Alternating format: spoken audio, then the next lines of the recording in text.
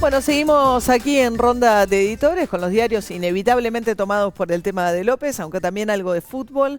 Hubo desazón, Fernando, te voy a llevar al terreno de fútbol, que no se pudo ver el partido de Chile ayer. Sí, fue una sorpresa, ¿no? Me parece que todos estábamos esperando después del partido con Argentina ver el partido de Chile-México, que parecía interesante a priori, parecía un partido parejo, y cuando empezamos a hacer zapping nos enteramos. Y vi en las redes sociales, ¿no? Que había mucha incertidumbre. Por lo que, bronca, porque no se pudo ver. Solo lo pasaban por DirecTV. DirecTV. Claro, y Canal 7 transmite los de la selección argentina. Sí, pero algún otro también, ¿eh? Hay algunos también. también. Creo que se habían pasado hasta ahora todos los partidos de la Copa. Absolutamente. Y es insólito que que era de cuartos de final, un partido interesante, un sábado a la noche, no lo hubieran pasado. La verdad que fue insólito. Bueno, y el martes jugaremos la semifinal contra Estados Unidos. Contra Estados Unidos, exactamente, a las 22. En un ratito va a estar el autor de la famosa foto de la mano de Dios con nosotros charlando un poco, porque coincide esto más con el 30 aniversario del último campeonato. El último campeonato en México, exactamente, sí, sí. Bueno, vamos a un poco de otros temas de esta semana. Tema INDEC, economía, y ya vamos con Macri. También salió el primer número del INDEC, Silvia. Sí, sí, una muy buena noticia, porque por dos motivos. Primero, porque fue un número alto. 4,2%, que es importante. Incluso acá importante para la credibilidad, ¿no? Para la credibilidad del organismo que venía mintiendo. Segundo, porque informó precios. Hacía años que el INDEC no informaba los precios, informó los precios promedios. O sea, por lo menos tenés una base para saber dónde estás parado en el tema de inflación, que es un problema realmente central en la Argentina, el tema de la inflación. Porque, es una economía donde, es una economía de frazada corta, con una situación internacional realmente muy difícil. Fíjense, hoy en Clarín, y los invito a leer, hay una columna muy interesante de Ricardo Arriazu, que es un gran economista, que da, creo, la mejor noticia en términos económicos en mucho tiempo, y es que Brasil empieza a moverse un poquito. Porque recordemos que el 50% de nuestras exportaciones van a Brasil. Pero volviendo a la inflación, que afecta los bolsillos de todos, porque hoy la gente realmente no está pudiendo llegar a fin de mes, tarifas, sueldos que no se ajustaron lo suficiente, etcétera, etcétera, por lo menos se parte de un diagnóstico. 4,2% es una inflación muy elevada. Ahora las consultoras, etcétera, están diciendo que puede llegar a ser un 2% este mes, el mes de junio, pero sin embargo sigue habiendo aumentos, prepagas, algo de colegios que se anuncia en julio. Hoy por lo menos tenemos algo creíble para hablar. Sí. Hoy hay una nota súper interesante en Popular sobre cómo esto genera cambio de hábito en los consumos de consumo. Claro. La gente está dejando de comprar carne, por ejemplo, va al arroz, huevo, que tiene altas proteínas también, y las segundas marcas y hasta terceras marcas de los productos. Porque lógicamente vos vas a un supermercado o no sé, o al almacén del barrio, te encontrás con precios muy caros y realmente eso hace que la gente empiece a mirar, el ama de casa o el que sea, a mirar el producto y cuál es el precio y empieza a cuidarse. Sobre todo cómo pegan los sectores más vulnerables, porque eso justamente las áreas con mayor dificultad de ingresos son las que más padecen este tema de inflación. Sí, es tremendo, perdón, una interrupción. Roberto Frenkel, que sabe medir la inflación, dice que desde el año 2003 al 2015, la canasta de los sectores más vulnerables aumentó 24 veces. Es decir, fue tremendo el castigo, digamos, y toma 2015, diciembre de 2015, o sea, no mide lo que pasó después con la devaluación de enero, ¿no? Y la clase media que recibe también el impacto y que de pronto es la que te puede generar movimiento en la economía interna, ¿no? El mercado interno, cómo lo sostenés si la clase media tiene las subas de tarifas que ha tenido y que no va a tener los subsidios que se están dando como paliativos, ¿no? Esta semana, por ejemplo, en el agua para los clubes y demás.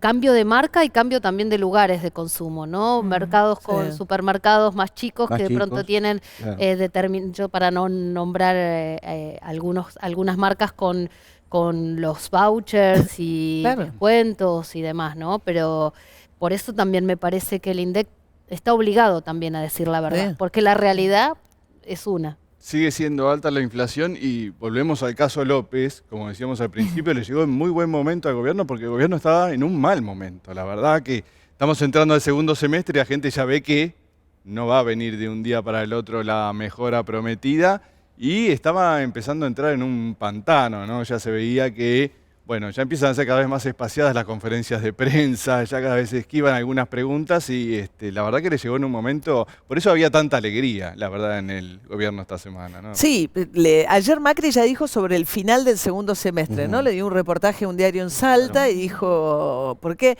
Bueno, y un poco hay que pensar... si el feriado del viernes, pues estamos en el medio de un fin de semana extra large, ¿no? Fue una concesión a Urtubey para incluir un feriado a Güemes y lo que eso significa políticamente para Urtubey en el norte, o también un intento de un gobierno que siempre criticó tener más feriados, pero que esta vez vio en la posibilidad de alargar el fin de semana, la posibilidad de generar poner un poquito de fuego a la economía, ¿no? Sí, al consumo, sobre todo, que es lo que está súper frenado.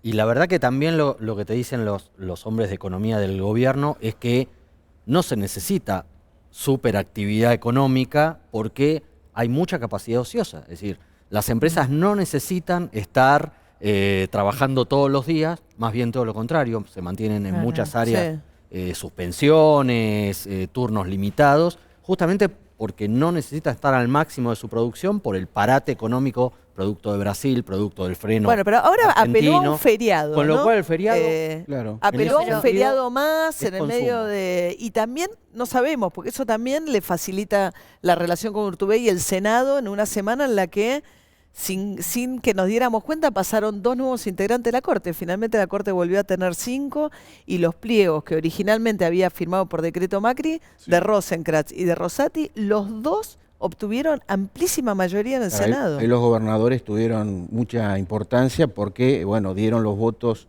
a los diputados, en este caso senadores, para justamente aprobar estos pliegos, ¿no? Eso ha sido clave, me parece, ¿no? Clave. También hay un sistema de premios para los gobernadores y una marca casi personal sobre los gobernadores que pueden modificar las votaciones en el Congreso. Ya lo vimos incluso con el caso Misiones, donde los diputados del justicialismo dejan el bloque del Frente para la Victoria, ¿no? Para eso también sirve el escándalo López, para que se empiecen a despegar algunos, se parte el peronismo y haga río revuelto ganancia de pescadores. Y hay ahí, perdón, Fer, una metáfora esperanzadora.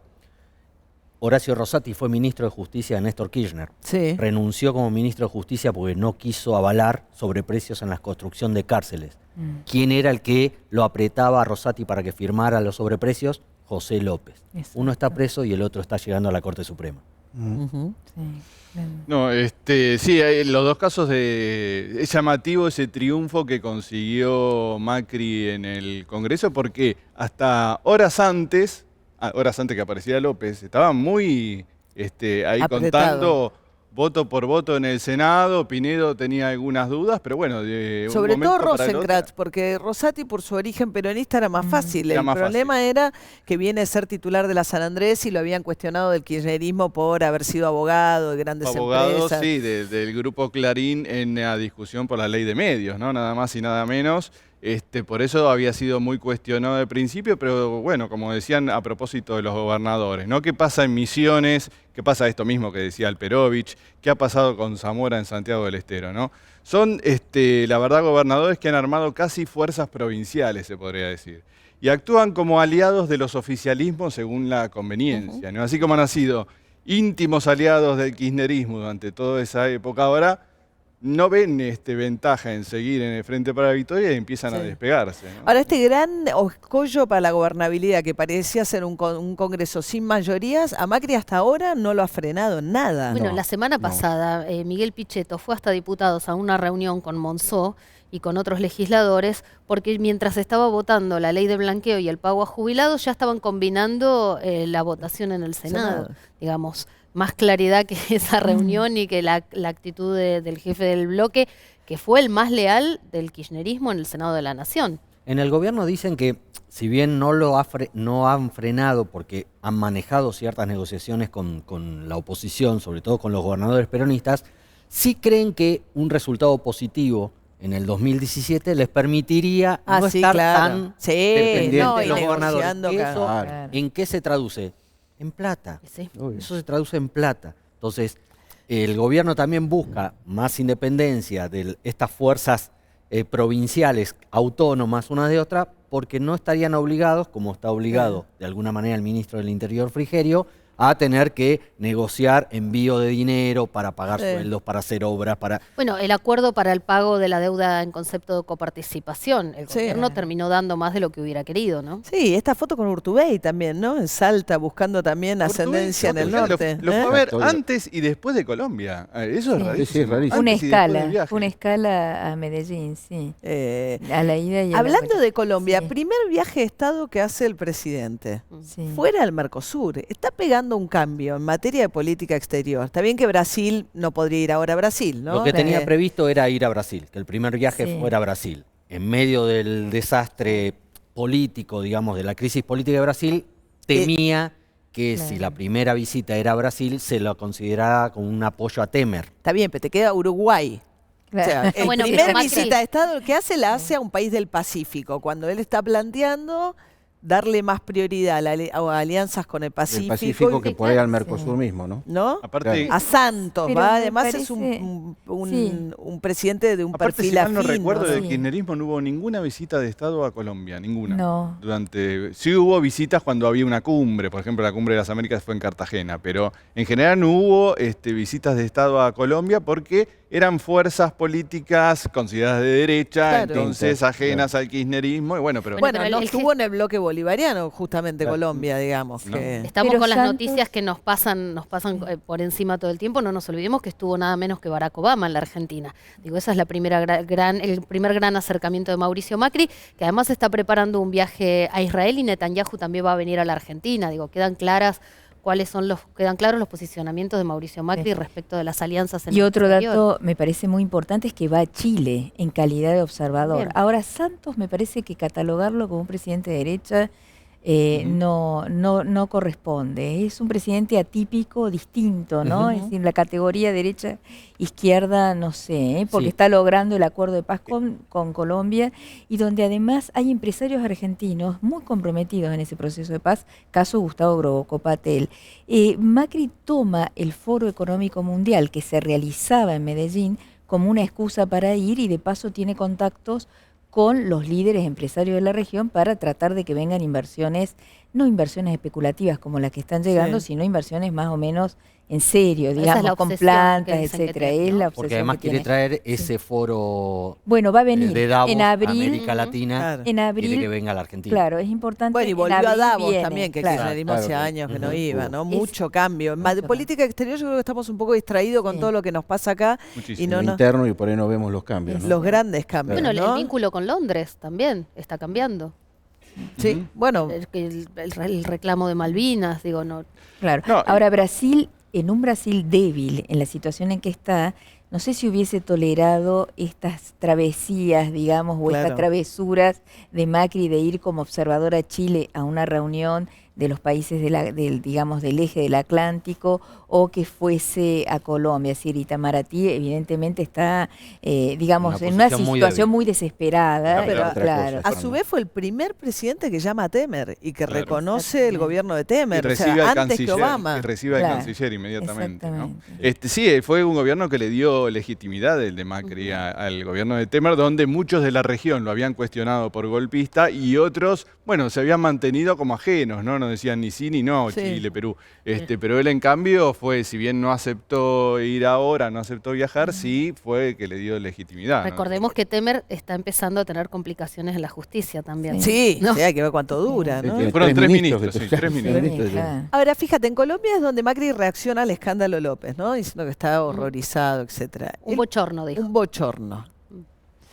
Esto le viene bien, vos decías, Fernando, digamos, además lo ha dejado al kirchnerismo, yo no sé qué va a pasar con el kirchnerismo, sobre todo con Devido, porque me parece que tienen en el bloque de la Cámara de Diputados a Julio Devido, Ujú. y hay un debate fuertísimo dentro del Frente para la Victoria.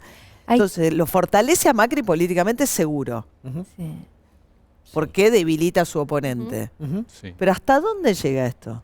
Hay quienes están impulsando dentro del propio kirchnerismo, digo por una información que está circulando, que le quiten los fueros a Devido, Como señal. como una señal. Y Hay que después ver también si- cambiarle el nombre al bloque, de Frente para la Victoria, volver a Partido Justicialista e incluso a todo lo que sea movimientos del kirchnerismo dentro del justicialismo también empezar a generar otros nombres, otros símbolos partidarios para identificarse. Me parece, María, que hasta dónde puede llegar es difícil prever hasta dónde. Está claro que no va a suceder algo como lo que está pasando en Brasil. Con los empresarios presos. Con los empresarios y la cantidad de involucrados, de exfuncionarios, actuales funcionarios, porque hay de todo en Pero Brasil. ¿eso por qué no va a pasar? Y también porque la acá. justicia no va a avanzar Porque la justicia no va a avanzar, porque hay empresarios que forman parte del elenco estable empresarial argentino, que si no pagabas coimas no tenías negocio, digamos, no tenías empresa, no había opción. Digamos, al ser el Estado el principal contratista de obra pública no te daban muchas opciones. Y nadie lo denunciaba. Y nadie lo denunciaba porque tienen miles de empleados y tienen que seguir con las empresas abiertas. Si no, hoy hay una nota de ustedes que dice: nuestro cliente es el Estado, nosotros somos oficialistas de la Cámara de la Construcción. Exactamente. Claro, esa ha sido la política eterna. Históricamente. Claro. El tema es hasta dónde están... Hasta el cuello y hasta no. Tal vez, Fernando, la diferencia es que hoy hay una demanda social enorme, que me parece que es lo que está expresando la encuesta de Clarín. Es decir, hay una demanda de la sociedad de transparencia ¿hasta dónde? Muy grande. ¿Hasta dónde si no termina siendo un día el váyanse todos de nuevo? ¿no? Claro, bueno, ese es el peligro. ¿no? Claro. La famosa lista que esgrime debido cada tanto a propósito de la obra pública está en primer término Techín y en el tercero Calcaterra, y Lázaro Báez aparece muy atrás en cuanto a los beneficiarios de la obra pública. Por eso daría la sensación de que si se abre esa caja de Pandora, bueno, no quedaría nadie sano. ¿Y hasta dónde le interesa al gobierno llegar también, ¿no? en este aspecto? ¿Le interesa tener, concretamente a una Cristina presa?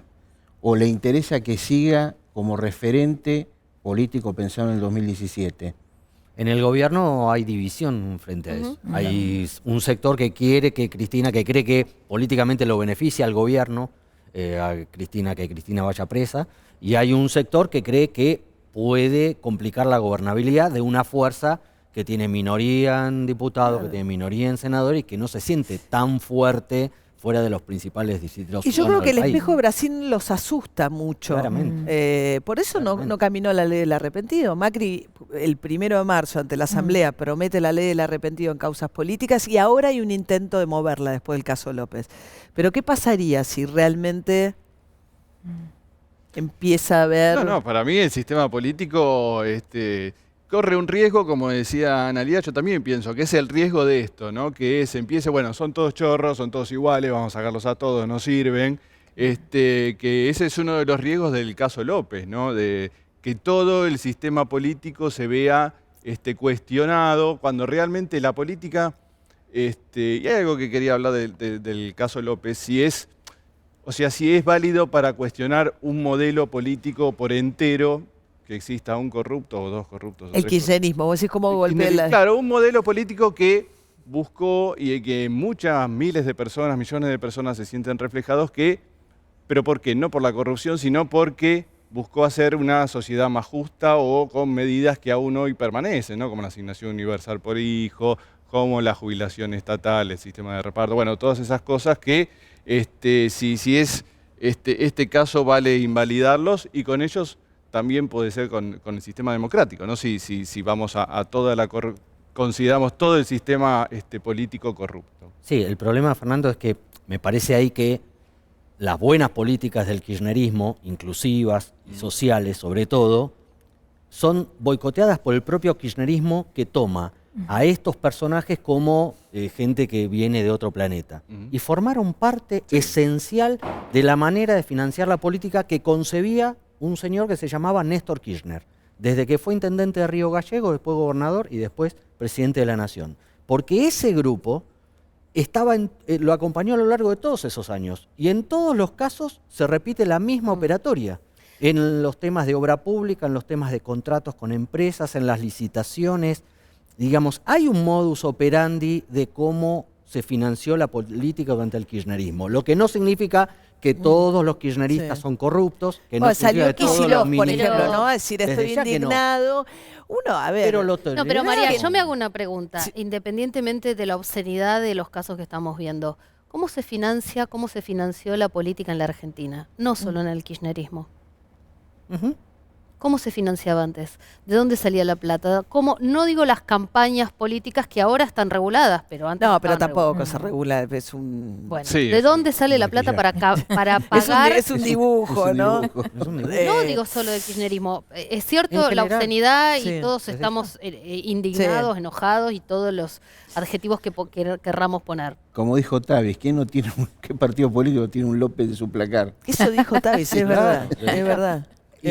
Y hay gente que nos quiere convencer de que esto lo inventó el kirchnerismo. Como si acá no hubiera habido algo que se llamó menemismo. ¿Y el sindicalismo? Sí, pero el menemismo vivía del cinismo, es decir, el roban pero hacen. Acá había todo un relato, una épica que yo creo que es lo que los golpea también más a una fuerza como el kirchnerismo. Sí, sí, es una fuerza progresista, popular, que se dice tener una política dedicada a los sectores más humildes, obviamente que este tipo de casos. Por eso decía al principio dolor, indignación, porque muchos militantes que realmente se deben haber sentido muy dolidos por un caso como este, ¿no? Porque obviamente les dan la línea de flotación. Pero por eso yo creo que no invalida, ¿no?, todo lo que siente ese militante y ese modelo al que apoyaron. Es ese modelo sin la corrupción, obviamente. Y eso por eso decíamos también que la carta de Cristina en un punto es insuficiente, ¿no? Claro, pues el hecho de si vos estás ante un hecho aislado o entre un patrón. ¿No? Ahí claramente hay un patrón. Yo creo que no. Yo creo que es cierto. Hay un patrón de conducta en el área donde el Estado más se vinculaba con los privados, que es casualmente el Ministerio de Planificación. Por eso el Ministerio de Planificación estuvo a cargo los 12 años del kirchnerismo en manos de Julio De Vido. Sí, no cambiaron ministro, eso es lo no que cambió genera equipo. la sospecha, ¿no? Esto lo supo desde Roberto Labaña, cuando era ministro de Economía y se peleaba con De Vido, hasta Axel Kicillof, cuando era ministro de Economía y trataba de recortarle poder a De Vido. Kicillof y Labaña, ¿no?